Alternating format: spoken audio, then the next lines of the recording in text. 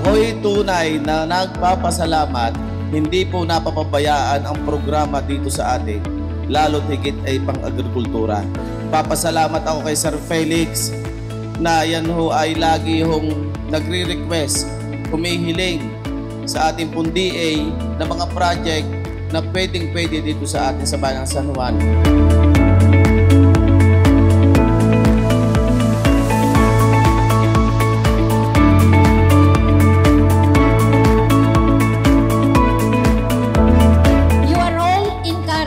Kayo po ay inaanyayahang lahat to think aloud and suggest as many ideas as possible based on your diverse knowledge for the betterment of today, tomorrow, for our all loving San Juaneños. Isang malaking karangalan po na maging bahagi ng Agricultural Summit 2025. Isa itong pagtitipon na hindi lamang tumatalakay sa mga hamon sa agrikultura, kung hindi natutulungan din tayo para maisulong pa ang kooperasyon at pagpapalakas ng ating sektor tungo sa isang matatag at masaganang kinabukasan.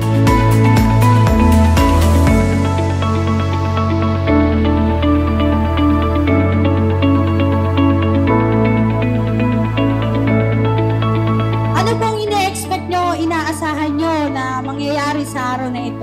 Para malaman po namin kung anong dito sa... Yan, para magkaroon ng kaalaman sa programa ng agrikultura. Hindi rin po namin makakalimutan yung mga pagbibigay ng mga seeds, pataba, at saka mga extension na katulad ng libreng traktura. Pwede rin po kayong mag-request. Sa aming pong tanggapan bilang pagtugon sa aming mandato, ang unang-una po na binilit natin na magkaroon ay ito pong laboratorio. Meron na po ang Batangas Animal Disease Diagnostic Laboratory na ito po yung magpapabili sa pagdadiagnose ng kung anuman sakit na meron dito sa ating probinsya. Hindi lamang po dito sa bayan ng San Juan, kundi sa iba't ibang bayan po dito sa ating lalawigan.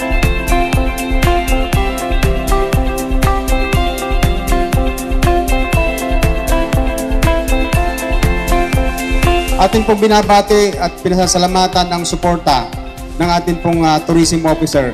Bakit po nagkaroon ng Agriculture Summit? Dahil po kami nag-usap ni Ma'am Elsie, Sir Felix, ang pwede nating isama sa event ng pagdaraos ng Piyesta ng Bayan.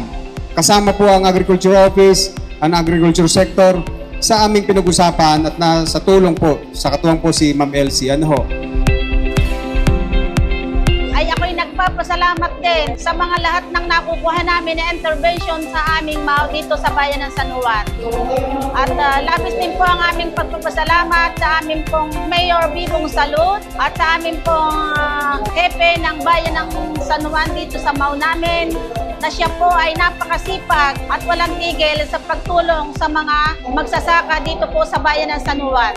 Malaking tulong po itong Agricultural Summit na ito kasi po marami pong nalalaman na mga programa ang ating mga kasamang magsasaka. Ayun, sa mga bumuo po ng pagtitipon na ito, maraming salamat po sa inyo dahil po sa inyo ay maraming nalaman ng ating mga kasamang magsasaka at ang ating mga kasamang mga pangulo ng mga asosasyon.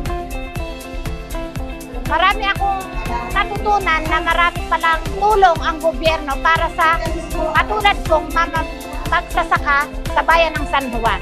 At isa rin po ako sa natulungan nila ng PICC na mabigyan ng malaking halaga dahil ako'y nalugi ng napakalaking halaga rin sa aking pagsasaka. Kaya sobra akong nagpapasalamat sa aming Mayor Eddy Brando B. Salud sa malaking tulong at kay Sir Felix ng aming Agriculture Office. Yun lang po at magandang araw.